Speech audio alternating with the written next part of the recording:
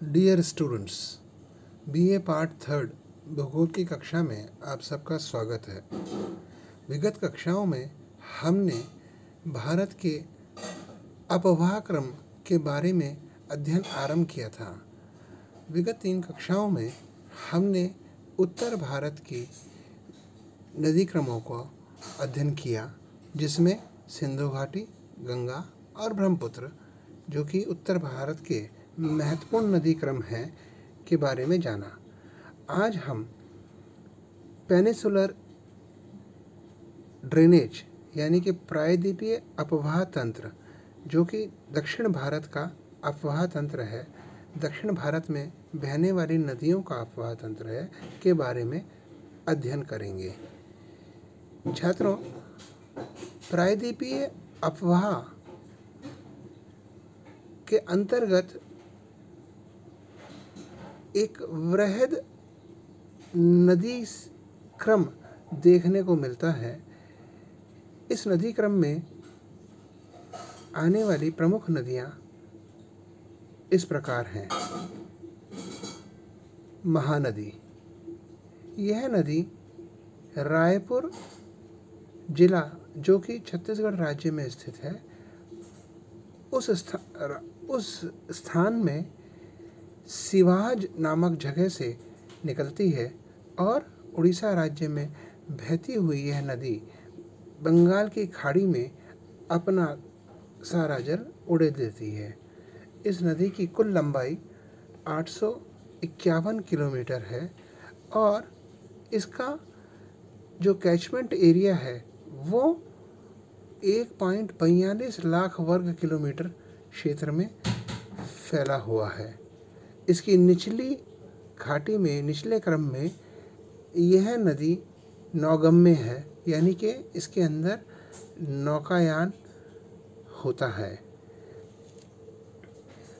इस नदी का 53% जो अपवाह बेसिन है वह मध्य प्रदेश और छत्तीसगढ़ राज्य में, जबकि 47% हिस्सा उड़ीसा राज्य में पाया जाता है। इस क्रम में अगली नदी गोदावरी है। प्रायद्वीपीय नदी क्रमों में यह सबसे वृहद नदी है, जिसको दक्षिण गंगा के नाम से भी जाना जाता है। यह नदी महाराष्ट्र के नासिक जिले से निकलती है और महानदी की तरह यह नदी भी अपना समस्त जल बंगाल की खाड़ी में उड़ेल देती है। इस नदी की कुल लंबाई 1465 किलोमीटर है और यह करीब 3.13 लाख वर्ग किलोमीटर क्षेत्र में इसका अपवाह क्षेत्र है। यह नदी 49% महाराष्ट्र में, 20% मध्य प्रदेश और छत्तीसगढ़ में और शेष आंध्र प्रदेश राज्य में बहती है। इसकी सहायक नदियां महाराष्ट्र, मध्य प्रदेश, छत्तीसगढ़, उड़ीसा और आंध्र प्रदेश राज्यों से बहकर आती हैं। इसकी मुख्य सहायक नदियां पेनगंगा, इंद्रावती, प्राणहिता, मंजरा आदि हैं। गोदावरी नदी भी काफ़ी बाढ़ग्रस्त रहती है, विशेष करके इसके निचले भाग में।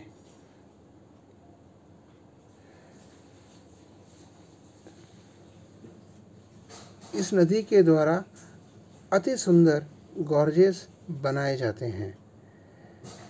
यह नदी अपने डेल्टाई क्षेत्र में ही नौगम्य है। राजमुंदरी जिले में यह नदी कई छोटी छोटी शाखाओं में विभक्त हो जाती है और एक विशाल डेल्टा बनाती है। इस क्रम में अगली नदी है कृष्णा। यह प्रायद्वीपीय नदी क्रम की दूसरी सबसे वृहत नदी है, जो कि महाबलेश्वर नामक स्थान पर सह्याद्री पर्वत क्रमों में निकलती है। इसकी कुल लंबाई 1401 किलोमीटर है। इसकी सहायक नदियाँ कोयना, तुंगभद्रा, भीमा आदि हैं। इसका कुल कैचमेंट एरिया 27% महाराष्ट्र राज्य में, 44% कर्नाटक, 29% आंध्र प्रदेश राज्य में फैला हुआ है। कावेरी, यह नदी ब्रह्मागिरी की पहाड़ियों, जो कि समुद्र तल से 1341 मीटर ऊंची है, कोगाडू जिला जो कि कर्नाटक में है से निकलती है। इस नदी की कुल लंबाई 800 किलोमीटर है और यह करीब 81,155 वर्ग किलोमीटर क्षेत्र में इसका कैचमेंट एरिया है। इसका जो ऊपरी भाग है, नदी का जो ऊपरी हिस्सा है, ऊपरी कैचमेंट एरिया है, वहाँ पर दक्षिण पश्चिम मानसून से ग्रीष्म काल में जल प्राप्त होता है वर्षा के कारण, और जबकि इसके निचले भाग में उत्तर पूर्वी मानसून, जो कि सर्दियों में होने वाली बरसात है, से इस नदी को जल प्राप्त होता है, जिसकी वजह से यह नदी वर्ष पर्यंत बहती रहती है, तुलनात्मक रूप से अन्य प्रायद्वीपीय भारत की नदियों के। इस नदी का 3% हिस्सा केरला, 41 कर्नाटक और 56% तमिलनाडु राज्य में पाया जाता है। इसकी प्रमुख सहायक नदियाँ कबानी, भवानी और अमरावती हैं। नर्मदा, यह नदी अमरकंटक पठार के पश्चिमी किनारों से निकलती है, जिसकी ऊंचाई 1057 मीटर है। रिफ्ट घाटी में बहती हुई यह नदी दक्षिण में सतपुड़ा और विंध्यन रेंज, जो कि इसके उत्तर में है, के बीच में बहती है। यह नदी भी संगमरमर की चट्टानों में एक बहुत सुंदर गॉर्ज बनाती हुई निकलती है। जबलपुर के निकट धौनाधर जलप्रपात एक मशहूर जलप्रपात है। 1312 किलोमीटर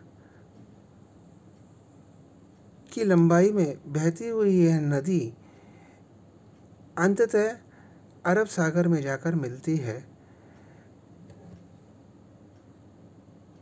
जहाँ पर यह एक बड़ी विशाल एस्चुरी का निर्माण करती है।